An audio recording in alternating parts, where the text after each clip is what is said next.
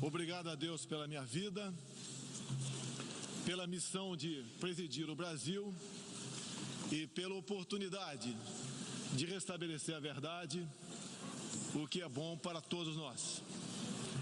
Senhor Presidente da Assembleia Geral, Tirani Mohamed Bandi, Senhor Secretário-Geral da ONU, Antônio Guterres, chefes de Estado, de governo e de delegação, senhoras e senhores, apresento aos senhores um novo Brasil que ressurge depois de estar à beira do socialismo.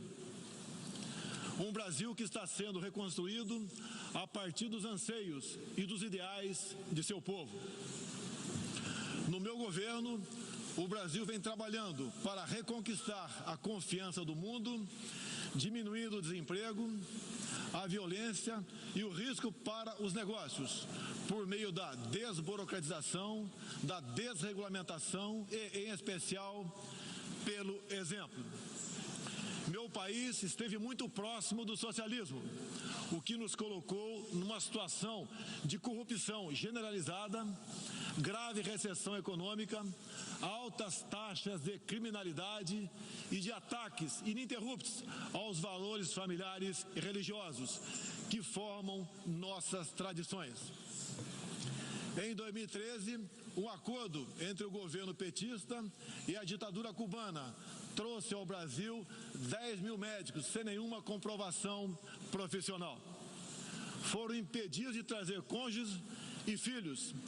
Tiveram 75% de seus salários confiscados pelo regime e foram impedidos de usufruir de direitos fundamentais como de ir e vir. Um verdadeiro trabalho escravo, acreditem. Respaldado por entidades de direitos humanos do Brasil e da ONU. Antes mesmo de eu assumir o governo, quase 90% deles deixaram o Brasil, por ação unilateral do regime cubano. Os que decidiram ficar se submeterão à qualificação médica para exercer sua profissão. Deste modo, nosso país deixou de contribuir com a ditadura cubana, não mais enviando para Havana 300 milhões de dólares todos os anos.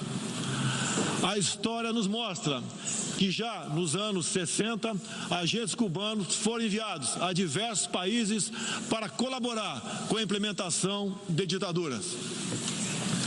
Há poucas décadas, tentaram mudar o regime brasileiro e de outros países da América Latina. Foram derrotados. Civis e militares brasileiros foram mortos e outros tantos tiveram suas reputações destruídas, mas vencemos aquela guerra e resguardamos nossa liberdade.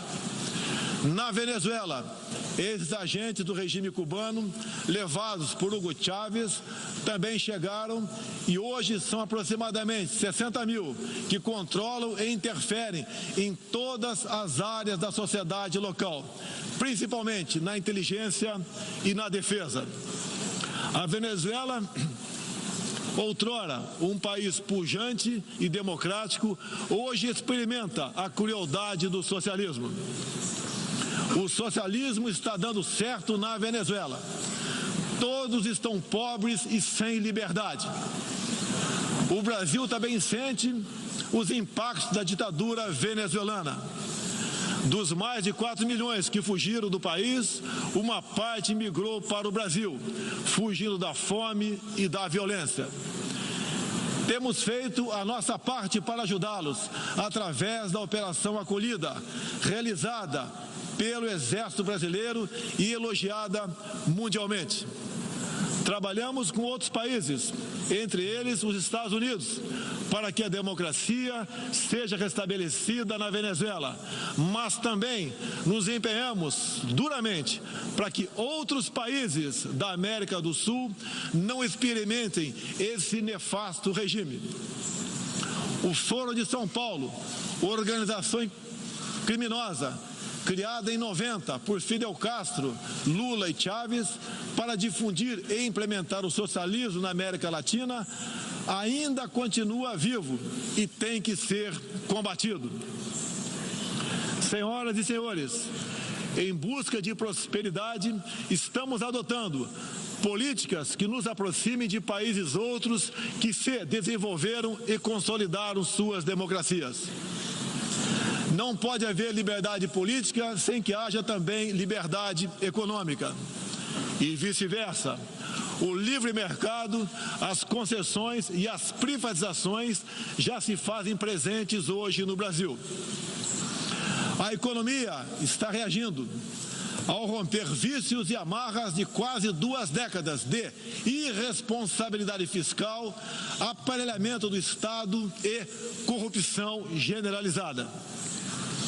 A abertura, a gestão competente e os ganhos de produtividade são objetivos imediatos do nosso governo.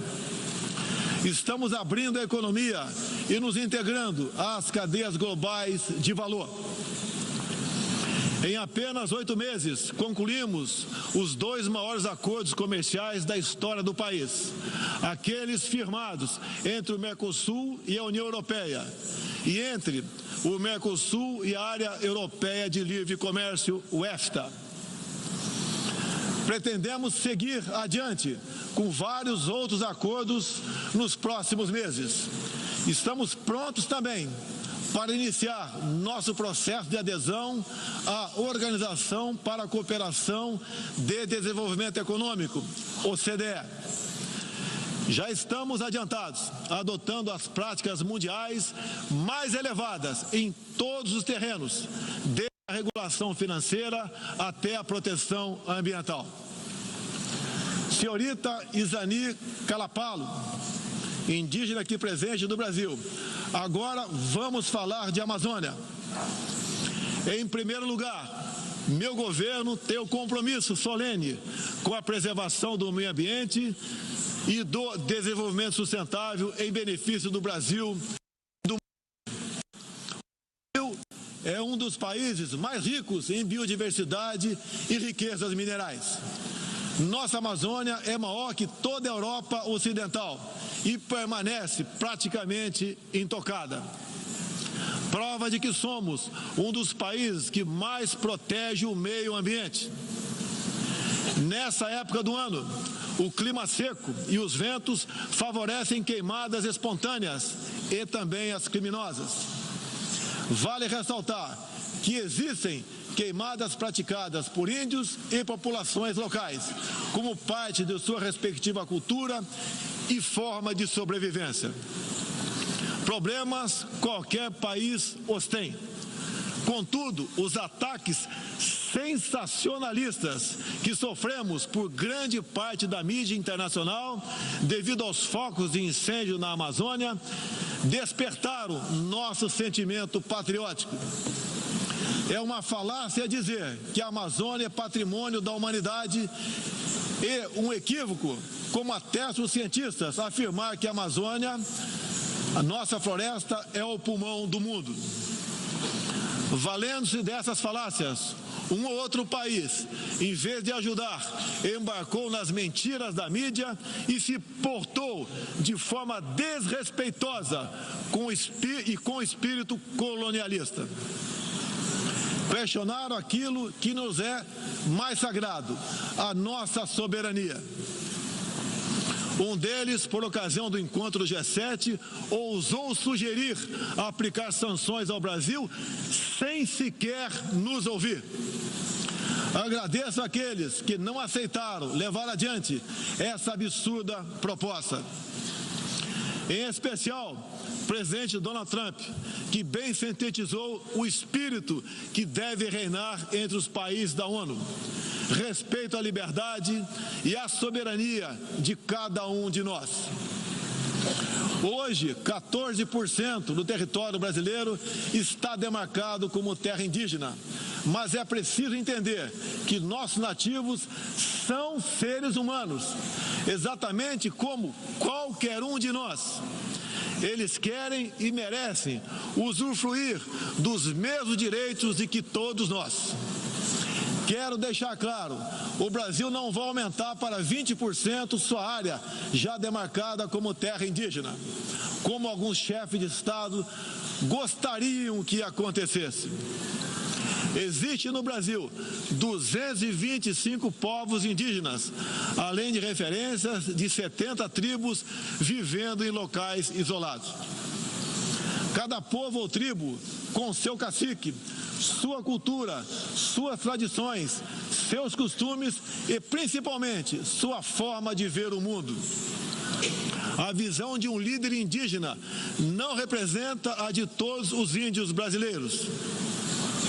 Muitas vezes, alguns desses líderes, como o cacique Raoni, são usados como peça de manobra por governos estrangeiros na sua guerra informacional para avançar seus interesses na Amazônia.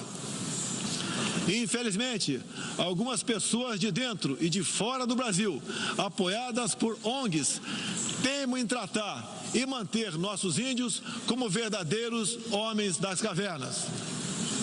O Brasil agora tem um presidente que se preocupa com aqueles que lá estavam antes da chegada dos portugueses em 1500.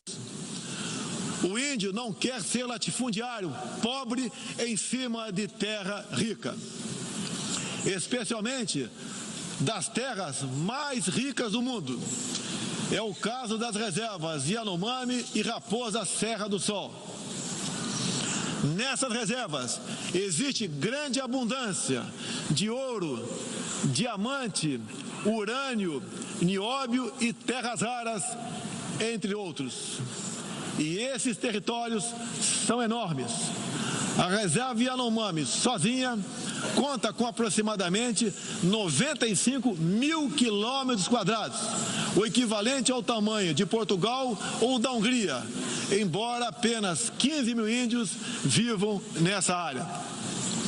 Isso demonstra que os que nos atacam não estão preocupados com o ser humano índio, mas sim com as riquezas minerais e a biodiversidade existentes nessas áreas.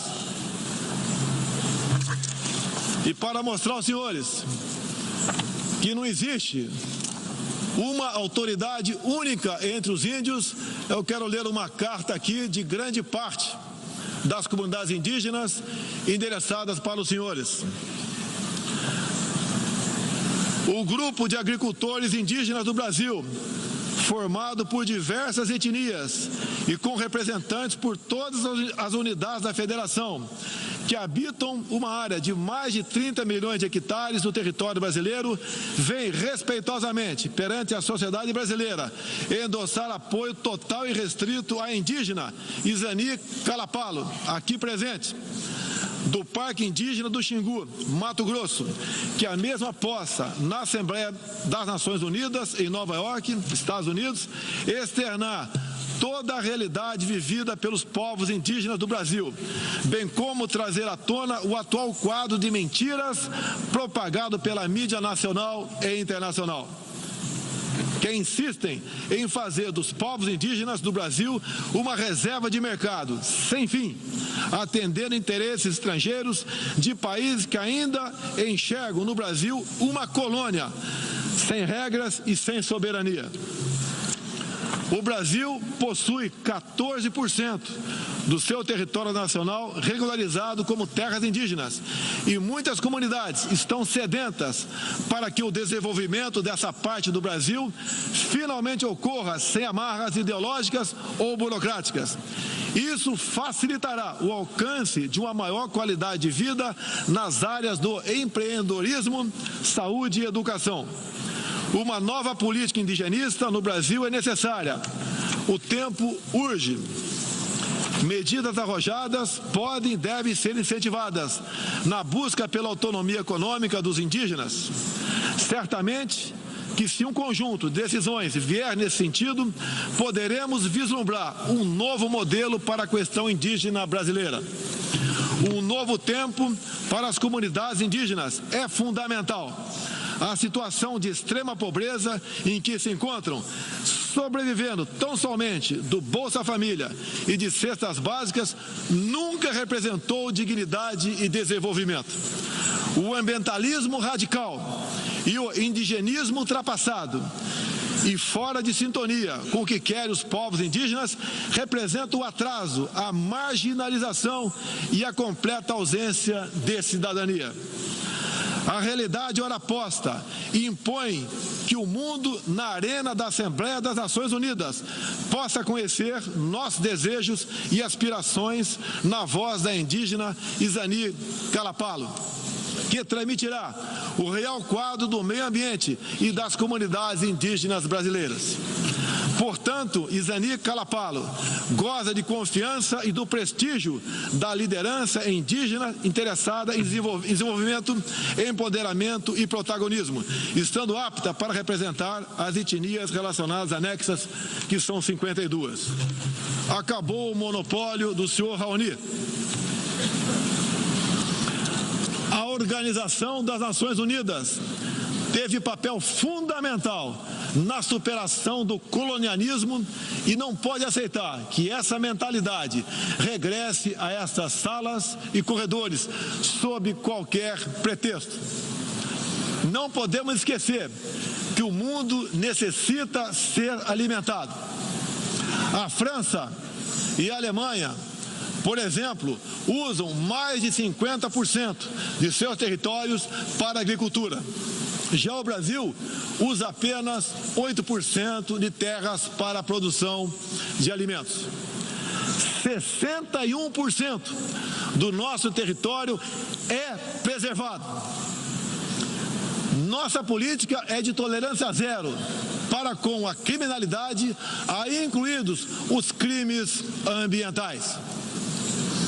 Quero reafirmar minha posição de que qualquer iniciativa de ajuda ou apoio à preservação da floresta amazônica ou de outros biomas deve ser tratado em pleno respeito à soberania brasileira.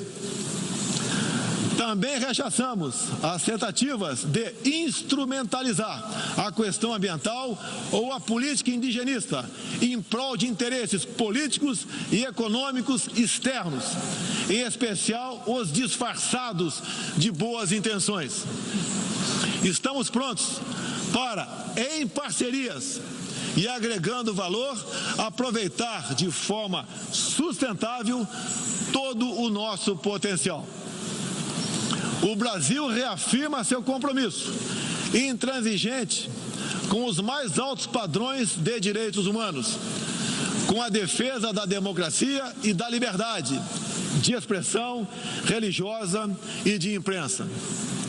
É um compromisso que caminha junto com o combate à corrupção e à criminalidade, demandas urgentes da sociedade brasileira. Seguiremos contribuindo dentro e fora das Nações Unidas para a construção de um mundo onde não haja impunidade, esconderijo ou abrigo para criminosos e corruptos. Em meu governo, o terrorista Cesare Battisti fugiu do Brasil, foi preso na Bolívia e extraditado para a Itália. Outros 3 terroristas paraguaios e um chileno que viviam no Brasil como refugiados políticos também foram devolvidos aos seus respectivos países. Terroristas, sob disfarce de perseguidos políticos, não mais encontrarão refúgio no Brasil. Há pouco, presidentes socialistas que me antecederam desviaram centenas de bilhões de dólares, comprando parte da mídia e parte do parlamento. Tudo por um projeto de poder absoluto. Foram julgados e punidos graças ao patriotismo, perseverança e coragem de um juiz que é símbolo no meu país, o doutor Sérgio Moro, nosso atual ministro da Justiça e Segurança Pública. Esses presidentes também transferiram boa parte desses recursos para outros países, com a finalidade de promover e implementar projetos semelhantes em toda a região. Essa fonte de recursos secou esses mesmos governantes vinham aqui todos os anos e faziam descompromissados discursos com temas que nunca atenderam aos reais interesses do Brasil, nem contribuíram para a estabilidade mundial. Mesmo assim, eram aplaudidos. Em meu país, tínhamos que fazer algo a respeito dos quase 70 mil homicídios e dos incontáveis crimes violentos que anualmente massacravam a população brasileira. A vida é o mais básico dos direitos humanos. Nossos policiais militares eram o alvo preferencial do crime. Só em 2017, cerca de 400 policiais militares foram cruelmente assassinados. Isso está mudando. Medidas foram tomadas e conseguimos reduzir em mais de 20% o número de homicídios nos 6 primeiros meses do meu governo. As apreensões de cocaína e outras drogas atingiram níveis recorde. Hoje o Brasil está mais seguro e ainda mais hospitaleiro. Acabamos de estender a isenção de vistos para países como Estados Unidos, Japão, Austrália e Canadá. E estamos estudando adotar medidas similares para a China e Índia, entre outros. Com mais segurança e com essas facilidades, queremos que todos possam conhecer o Brasil, em especial a nossa Amazônia, com toda a sua vastidão e beleza natural.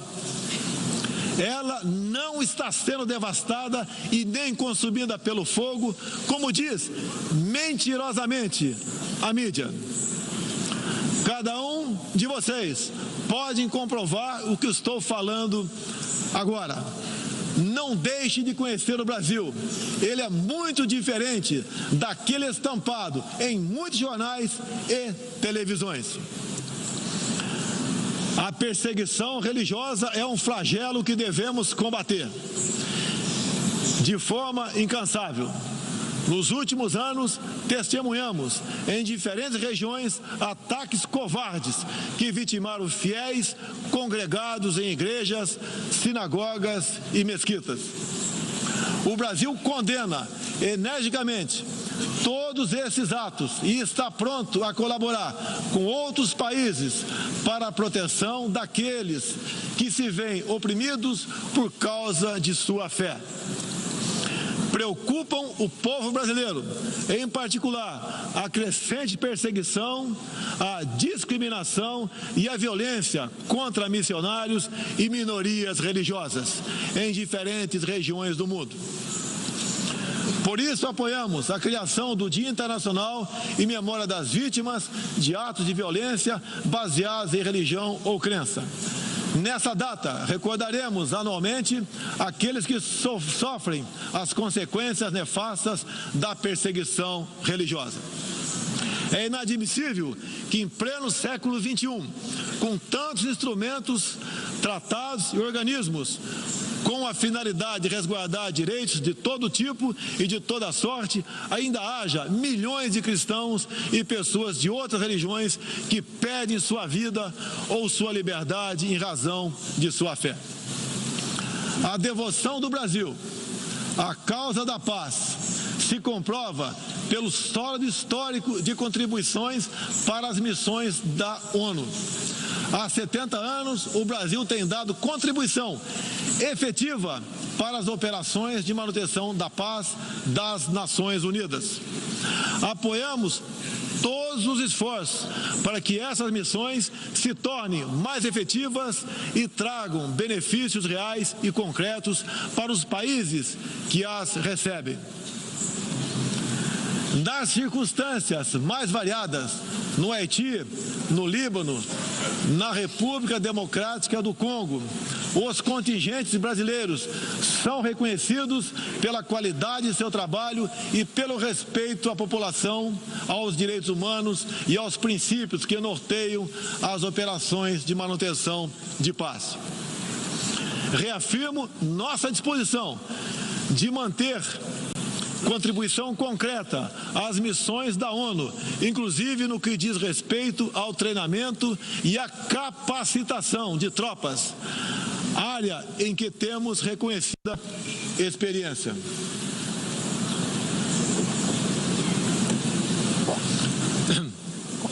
Ao longo deste ano, estabelecemos uma ampla agenda internacional com o intuito de resgatar o papel do Brasil no cenário mundial e retomar as relações com importantes parceiros.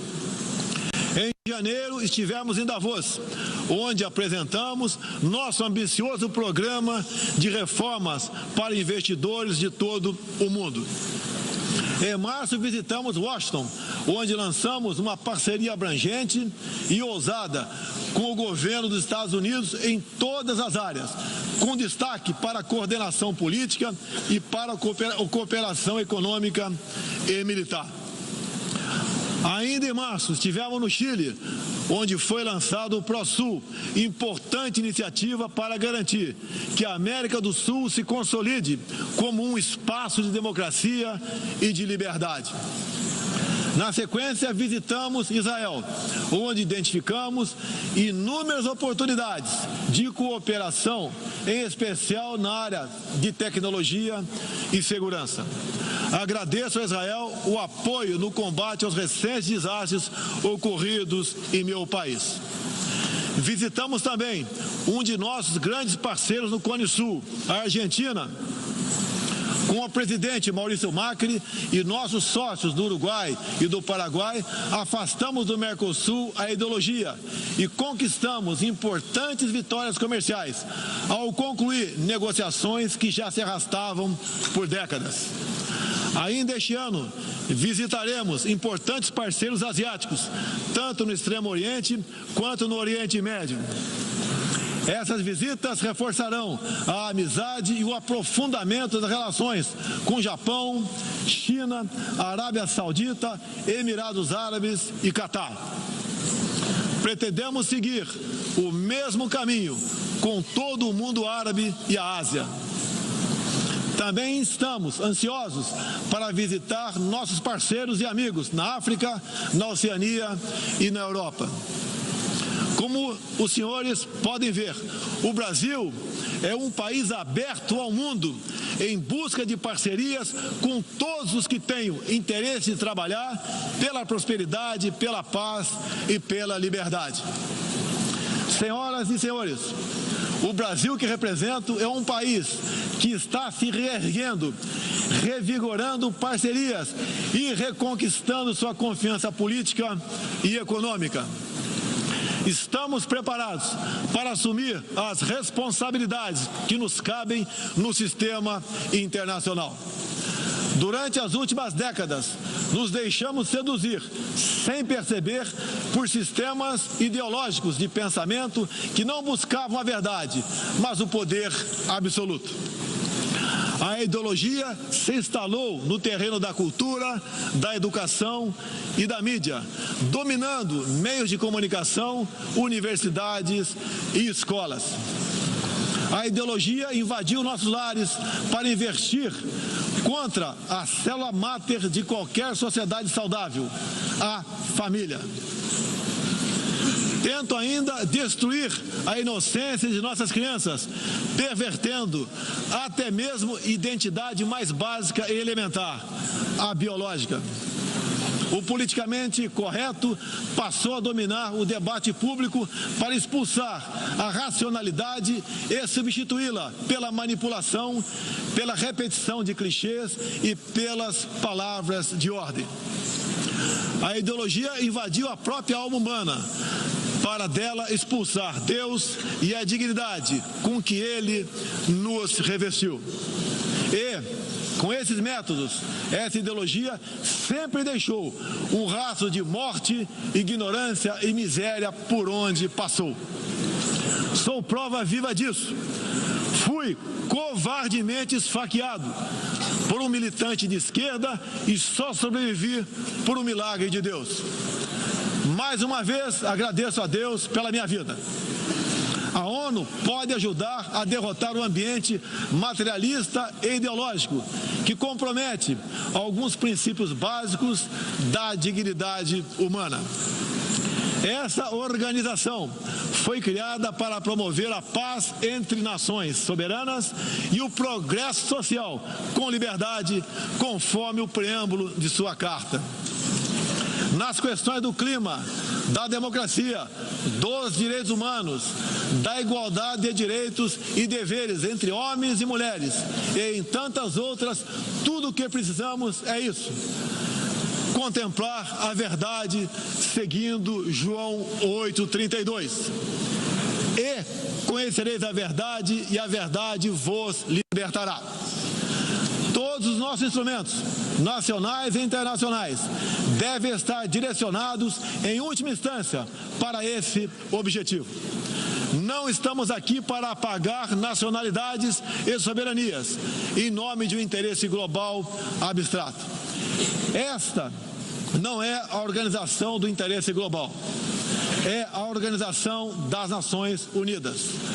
Assim deve permanecer, com humildade e confiante no poder libertador da verdade.